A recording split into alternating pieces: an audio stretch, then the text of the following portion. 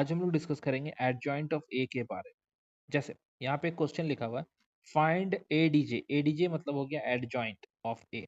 ए का वैल्यू दे दिया है, हम लोग को बोला एडजॉइंट ऑफ ए निकालिए। एडजॉइंट ऑफ ए जिस मैट्रिक्स का फॉर्म में ये होगा उसी मैट्रिक्स का फॉर्म में आंसर भी आएगा। अगर ये 2 into 2 का है तो इसका मतलब आंसर भी हम लोग का 2 into 2 का फॉर्म में ही आएगा। इसमें बनाने के लिए यहाँ दिख रहा है कैपिटल में निकाला गया है ए, तो इसका मतलब है ये निकाल रहा है कोफैक्टर। क्या निकाले? कोफैक्टर। चारों का कोफैक्टर निकाल देंगे अलग अलग, चारों का कोफैक्टर निकाल देंगे अलग अलग, लिख देंगे कोफैक्टर चारों का। ठीक है, लिखने के बाद यहाँ पे जैसे समझ लेते हैं क्वेश्चन। यहाँ पे जैसे ये क्वेश्चन लिखा हुआ था 2 3 1 4, पहले इसको समझ लेते हैं। कोफैक्टर हम लोग को पता है, कोफैक्टर कैसे निकालते हैं, इसका नाम ए है तो cofactor, cofactor of A. Cofactor of A क्या होगा? रूल के हिसाब से पहला पॉजिटिव होता है, दूसरा वाला नेगेटिव होता है। यहाँ पे नेगेटिव हो जाएगा, यहाँ पे पॉजिटिव हो जाएगा। वैल्यू लिखते हैं, क्या क्या वैल्यू लिखाएगा। जब इसको छुपाएंगे तो बचेगा 4, 3 वाला को छुपाएंगे तो बचेगा 1, 1 वाला को छुपाएंगे तो बचेगा 3, इसको छुपाएंगे तो बचेगा 2।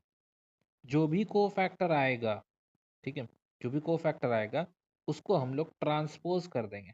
ट्रांसपोज करने का मतलब क्या होता है? रो में लिखा हुआ चीज को कॉलम में लिख देना। जो भी रो में लिखा उसको क्या करना? कॉलम में लिख देना। यही बन जाएगा ए डी जे और ए। इसी को बोलते हैं एडजॉइंट ऑफ ए। रो को कॉलम में बदल देना। अब हो सकता है कि तुमको ये को फैक्टर ऑफ ए लिखने में बहुत ज़्यादा दिक्कत होता है, तो यहाँ पे हम नाम लिख देंगे कैपिटल बी। कैपिटल बी कौन है? ऊपर में लिख देंगे कैपिटल बी कौन है, लेट करके लिख देंगे capital B be a matrix, matrix whose corresponding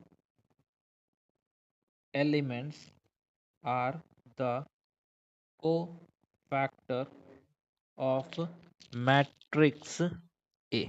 मतलब बी क्या है? बी हम लोग का एक मैट्रिक्स है जो क्या है? कोफैक्टर है। किसका कोफैक्टर? ए का। तो ए का ये कोफैक्टर हो जाएगा।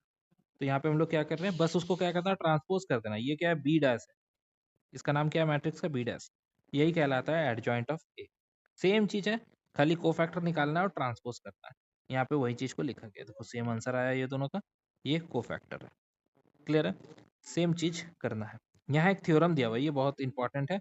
हम लोग को क्वेश्चन पूछता है इससे कि अगर हम लोग को दे देगा, क्वेश्चन में ही दे देगा, गिवन रहेगा क्वेश्चन में क्या, कि ए इंटू एडजॉइंट ऑफ ए दिया रहेगा और पूछेगा ऑप्शन कौन सा सही है, ये या ये या कुछ भी। ये तीनों सेम है एक्चुअली में।